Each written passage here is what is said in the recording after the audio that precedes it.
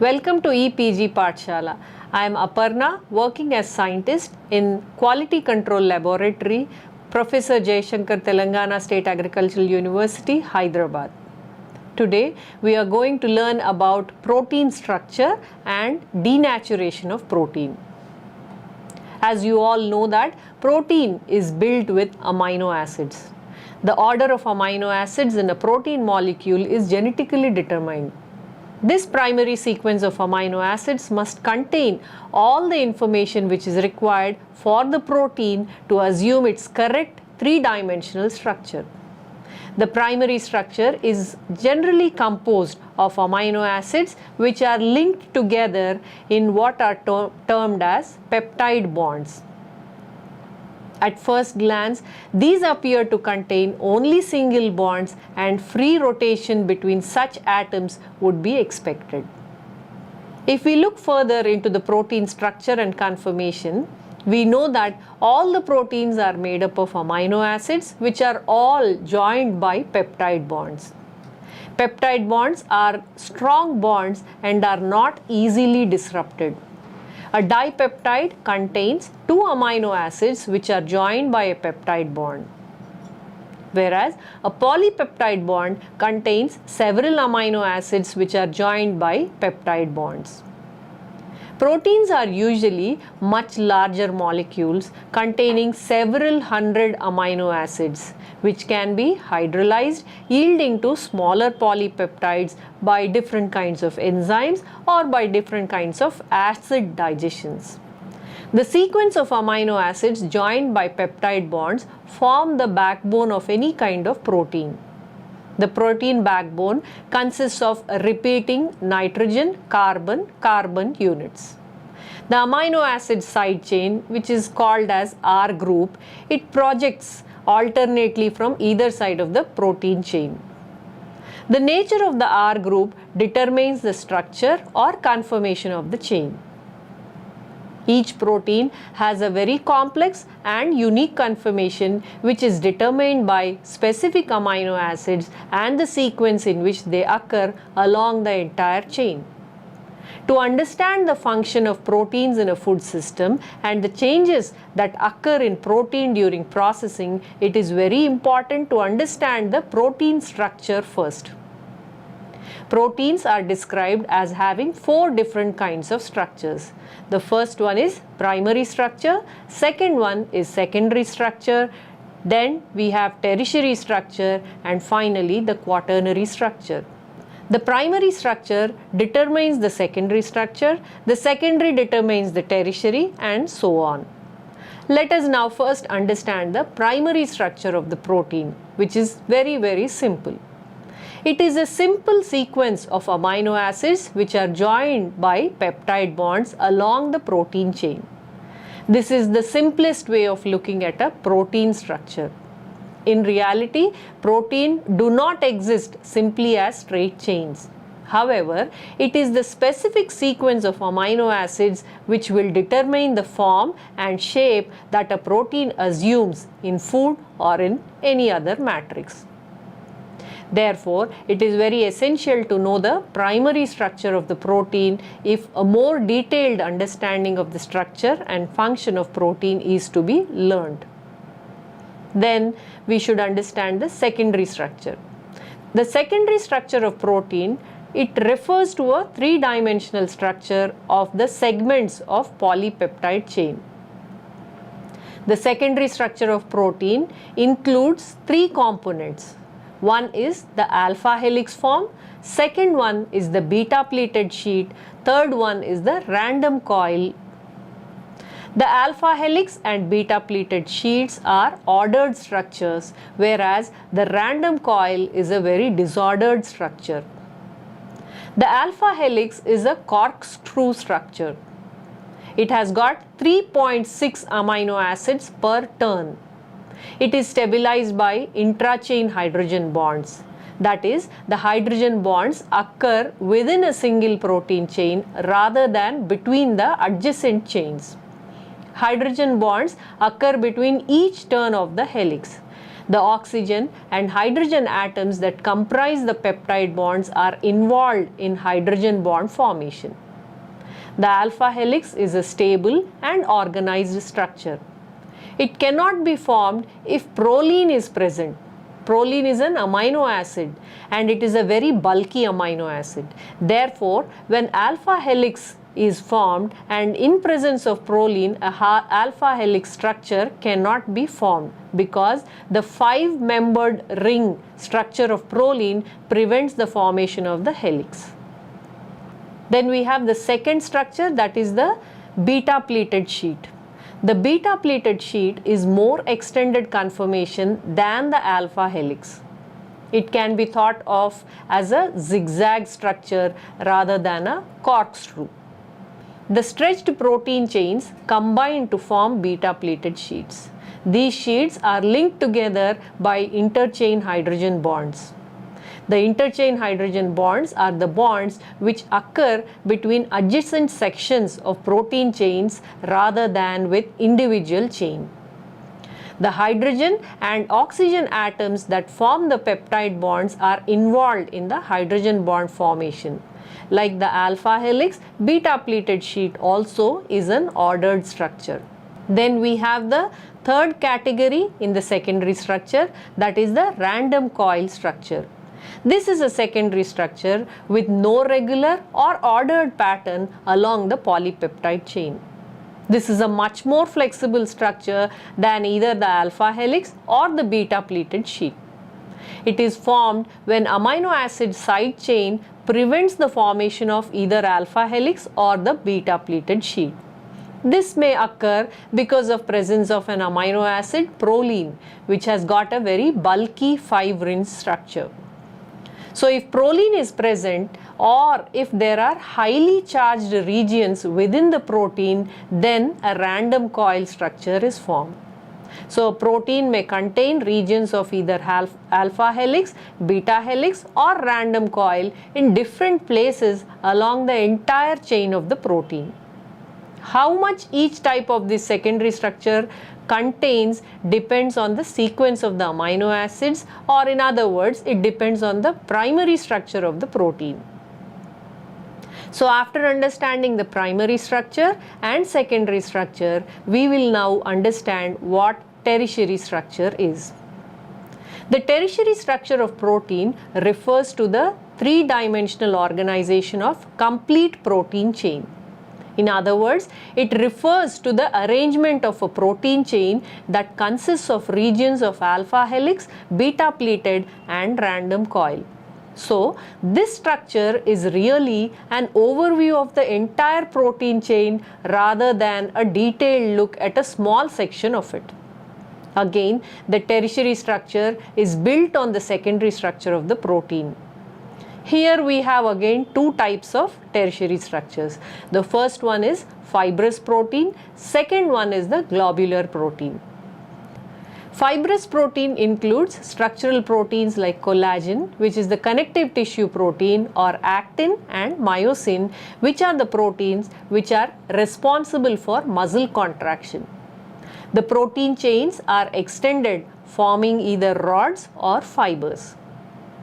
Proteins with fibrous tertiary structure contain a large amount of ordered secondary structures which can have a combination of either alpha helix or beta pleated.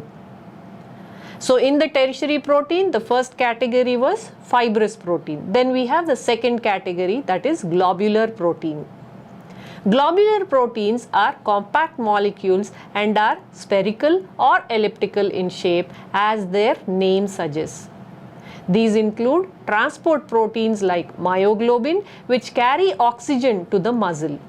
We also have whey protein and the caseins, both of which are present in the milk. They are all globular proteins. The globular tertiary structure is favored by proteins with a large number of hydrophobic amino acids, and these orient towards the center of the molecule and interact with each other by hydrophobic interactions. The hydrophilic amino acids orient towards outside of the molecule and interact with other molecule. For example, they can form hydrogen bonds with water. The orientation of hydrophobic amino acids towards the center of the molecule produces very compact globular shaped and which are called as globular proteins. After understanding the primary structure, secondary structure and tertiary structure, now we will try to understand the last protein structure, that is the quaternary structure. Protein quaternary structure or quaternary protein structure, it involves the non-covalent association of protein chains. The protein chains may or may not be identical. Examples of quaternary structure of proteins include actomycin system of muscles and the casein micellis of milk. Let us now understand the interactions which are involved in protein structure and conformation. Protein primary structure, it involves only peptide bonds which link the amino acids together in a specific and unique sequence. Secondary and tertiary structures may be stabilized by hydrogen bonds, disulfide bonds, hydrophobic interactions and ionic interactions. Steric or Sepatial effects are also important in determining the protein conformation. The space that a protein molecule occupies is determined partially by the size and shape of individual amino acids along the protein chain. For example, bulky side chains such as proline prevent formation of alpha helix and favor random coil formation. This prevents the protein from assuming certain arrangements in the food matrices. Quaternary structures are stabilized by the same interactions with the exception of disulfide bonds. As we already discussed, disulfide bonds are strong covalent bonds and therefore a few disulfide bonds will have a dramatic effect on the protein conformation and stability. Hydrogen bonds, on the other hand, are weak bonds, but they are important because there are a lot of hydrogen bonds in the entire protein structure. Now, each protein takes a unique native conformation in the food matrices, which almost can be considered as fingerprint. So, after understanding the protein structure, in which we have four categories: primary structure, secondary structure, tertiary structure and quaternary structure, let us now try to understand what is denaturation of protein, which is the second subtopic of the lesson. So we will now try to understand what is protein denaturation.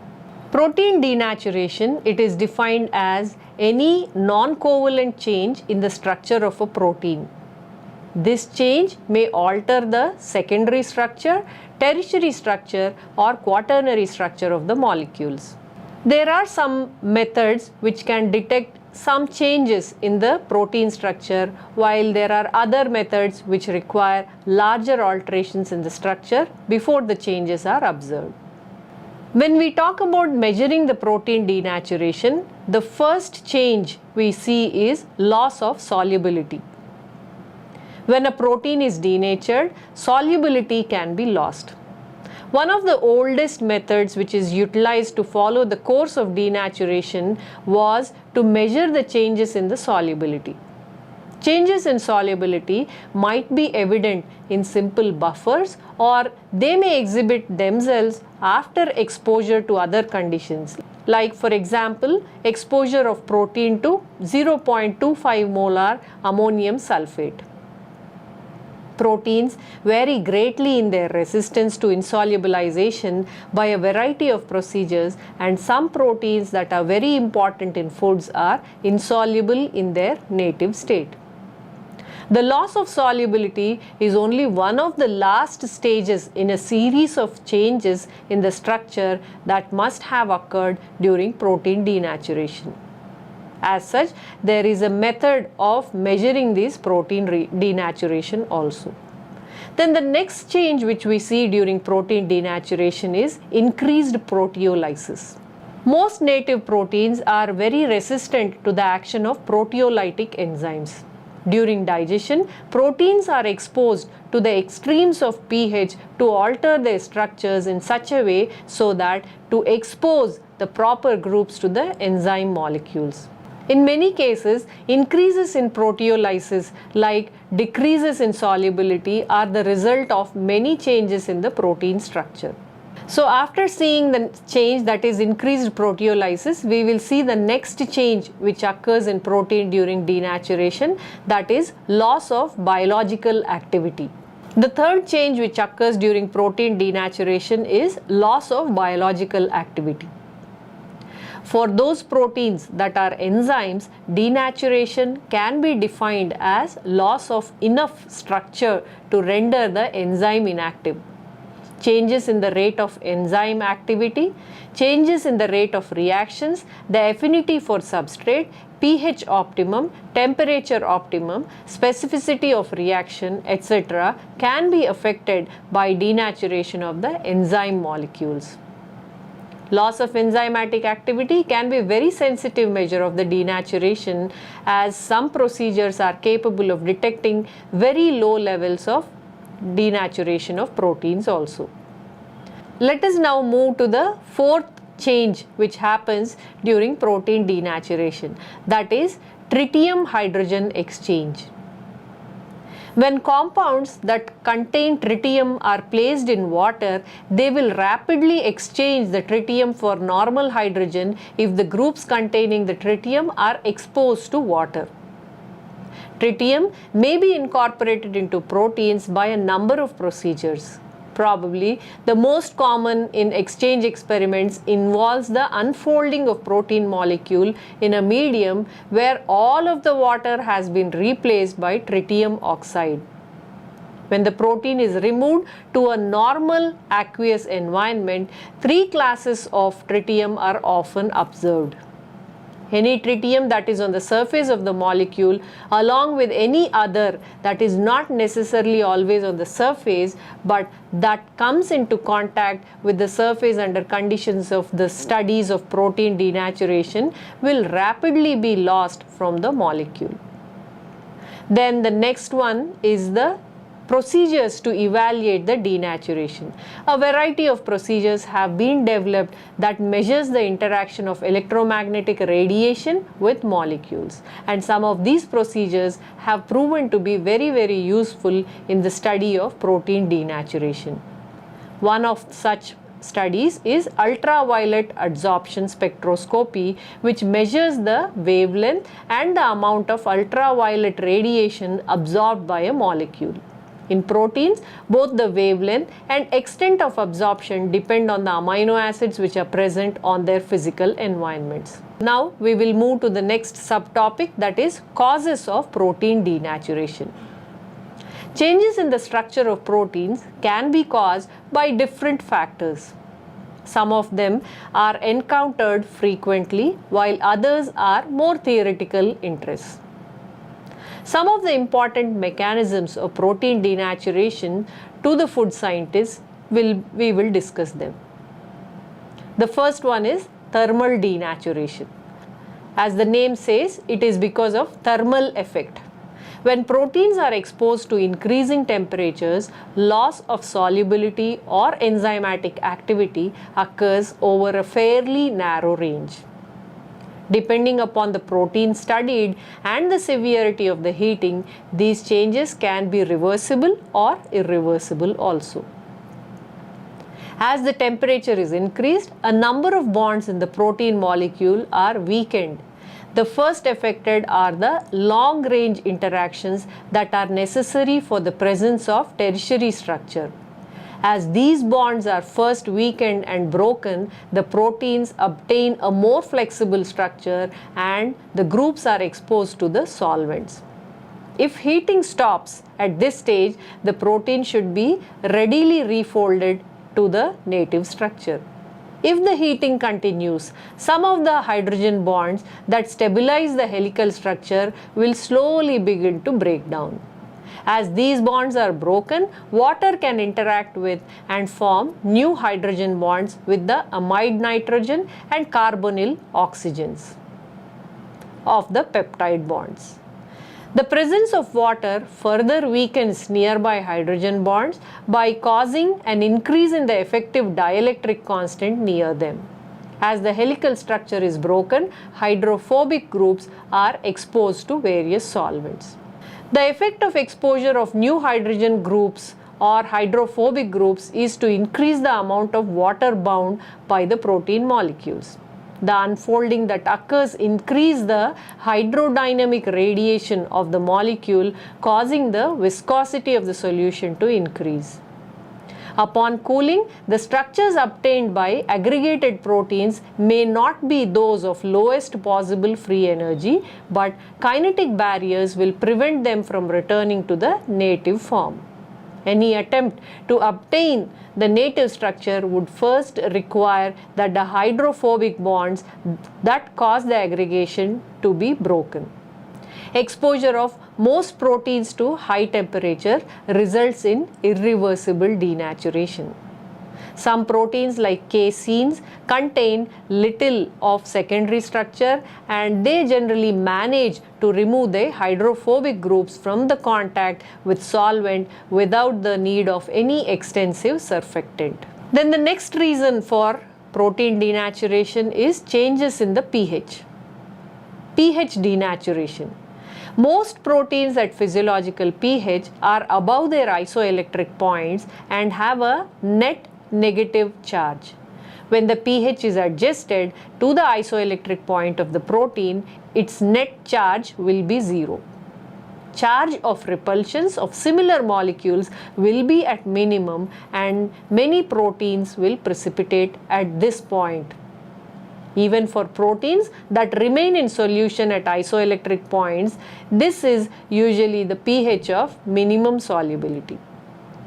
If pH is lowered far below the isoelectric point, the protein will lose its negative charge and contain only positive charges.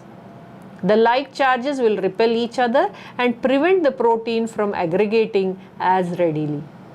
In areas of large charge density, the intramolecular repulsion may be great enough to create unfolding of the protein.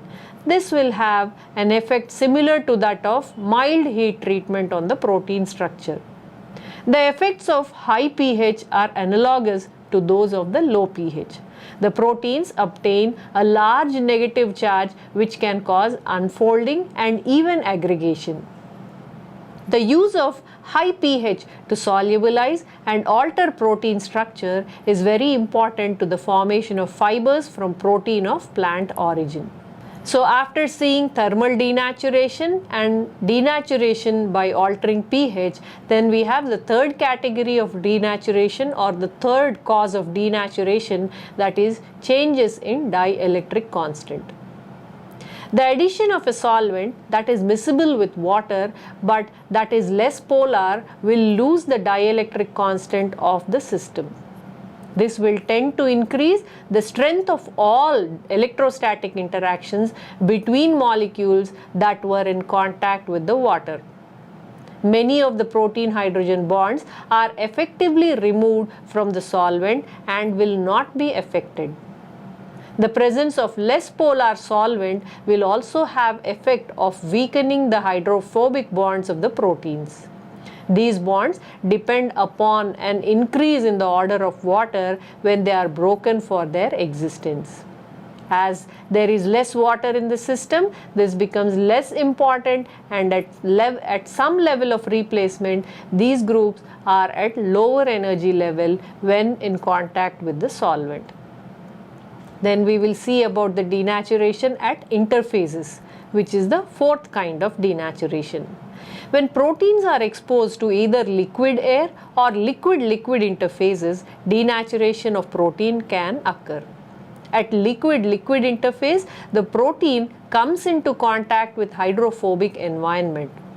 If allowed to remain at this interface for a period of time, proteins will tend to unfold and place as many of their hydrophobic groups as possible in the non-aqueous layer while maintaining as much charge as possible in the water layer. The amount of unfolding that occurs at such interfaces will depend on how rigid the three-dimensional protein structure is and on the number and location of hydrophobic groups in the molecule. A flexible, non-cross-linked protein will be able to unfold easier than will a highly structured and cross-linked ones. This unfolding is sometimes non-reversible because of large energy barriers. Even if the phases should separate and the protein is forced into the aqueous phase, the protein will not regain its original structure. Rather, an association of hydrophobic groups will cause the protein to aggregate. Then denaturation of protein because of ionic strength is the next cause of protein denaturation. Proteins are usually more soluble in dilute salt solutions than in pure water. The salts are thought to associate with oppositely charged groups in the protein. This combination of charged group bonds more water than do the charged groups alone, and protein hydration is increased. With most proteins, there is little change in the insolubility as more salt is added until some very high salt content is reached. At very high levels of salt, there is competition between ions and protein for water for hydration. When the salt concentration is high enough, the proteins will be sufficiently dehydrated to lose the solubility and the protein denaturation occurs. Removal of salt or dilution to low enough concentration will usually result in the recovery of the native structure of the protein. Then let us now understand the effect of protein cross-linkers. The presence of groups that cross-link the protein molecules will tend to lower the extent of protein denaturation. There are two main reasons. The first one, when proteins are cross-linked, it is more difficult for them to unfold. As energy is added to the system and secondary bonds are weakened, the presence of cross-linkers will tend to maintain the structure. This is especially true if the cross-links are covalent, as in the case of disulfide bonds. Then we have the secondary forces which may be weakened and some bonds can be broken. The cross-linkers will tend to keep these groups in fairly close proximity. They also tend to prevent the exposure of large numbers of hydrophobic groups to the solvent. They also tend to prevent the exposure of large numbers of hydrophobic groups to the solvent. When conditions are returned to the native state, there is a much greater chance for the proper secondary interactions to occur and for the protein to assume the native configuration. So today we have learnt about the protein structure. In the protein structure, we have learnt about primary structure, secondary structure, tertiary structure and quaternary structure. After that, we have learnt about protein denaturation. In protein denaturation, we have seen what are the changes which happen during protein denaturation, and we have also learnt about the causes of protein denaturation. To learn more about protein structure and protein denaturation, you can refer to food chemistry textbooks by Nelson or any other source. Thank you.